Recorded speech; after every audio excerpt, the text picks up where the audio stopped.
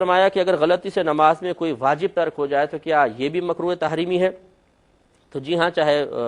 اب غلطی کا مطلب کیا ہے کہ علم نہیں ہوگا، یہی ہے۔ مثلا کسی نے شلوار اوڑھ لی، اس کو پتہ ہی نہیں ہے کہ شلوار گھرسنا جو ہے یہ منع ہوتا ہے، تو لا علمی اور جہالت بھی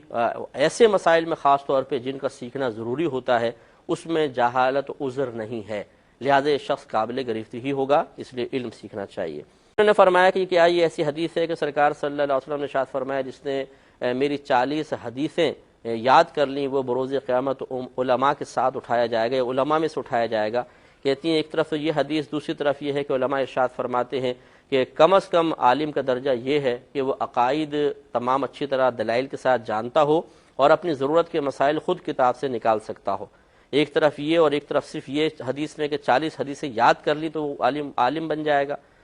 تو دیکھیے مسئلہ یہ ہے کہ یہ حدیث اپنے ظاہری الفاظ کے مطابق اس ظاہری مضمون پر مشتمل نہیں ہے۔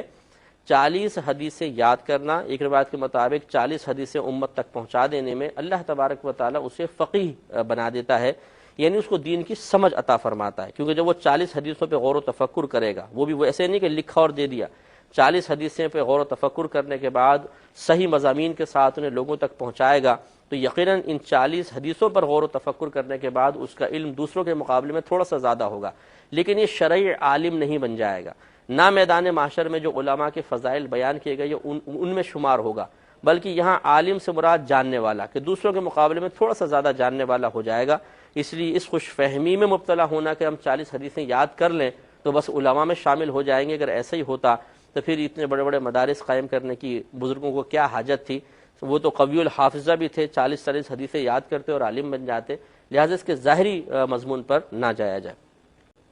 ایک بہن نے فرمایا کہ کیا جس طریقے سے کسی عورت کے شوہر کا انتقال ہو جاتا ہے تو وہ 4 مہینے 10 دن سوگ مناتی ہے، تو کیا اسی طرح طلاق یافتہ عورت کے لیے بھی سوگ لازم ہے؟ دیکھیے اگر عورت کو 3 طلاقیں دے دی گئی ہیں جس کو طلاق مغلظہ کہتے ہیں، تو پھر اس صورت میں اسے بہرحال ایسا ہی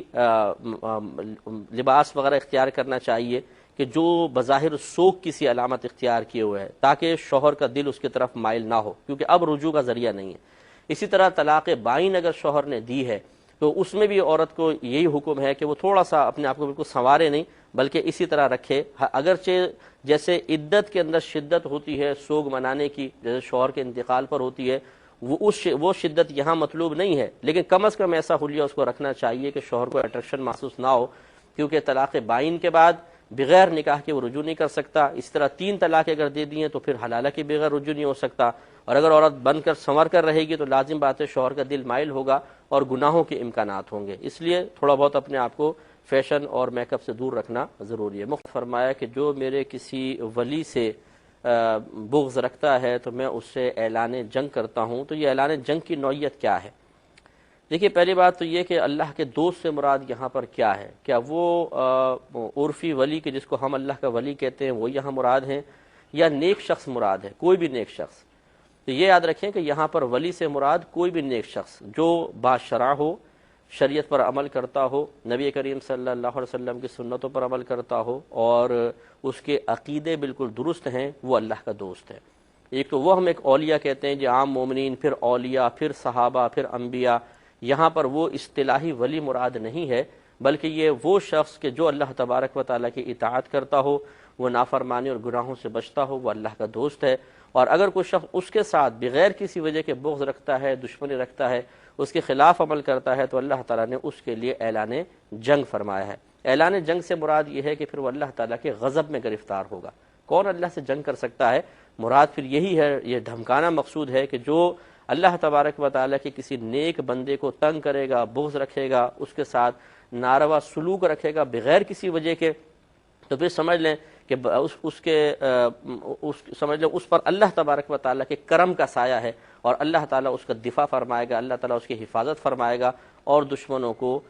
شکست کا منہ دیکھنا پڑے گا۔ اس لیے جو نیک حضرات ہیں، باشرع ہیں، واقعی بعمل ہیں، انہیں کمزور سمجھ کر دبانا اور مختلف طریقے سے ان کی زوال عزت کی کوشش کرنا اور ان کی غیبتیں کرنا، چغلیاں کرنا، اور اسی طرح مختلف الزام تراشیاں کر کے ان کے زوال عزت کی کوششیں کرنا، یہ سب ناجائز ہیں۔ یاد رکھیں کہ کسی کے پاس اگر افرادی قوت بالفرض نہیں ہے تو اس کا مطلب یہ نہیں ہے کہ وہ تنہا اور کمزور ہے۔ میدان محشر میں بہت سے انبیاء علیہم السلام ایسے آئیں گے جن پر ان کی امت میں سے صرف ایک شخص ایمان لایا ہوگا، وہ ایک امتی کے ساتھ ہی آئیں گے. تو کیا معاذ اللہ ثم معاذ اللہ اب اس نبی کی ویلیو اللہ تعالیٰ کی بارگاہ میں کم ہوگی؟ نہیں،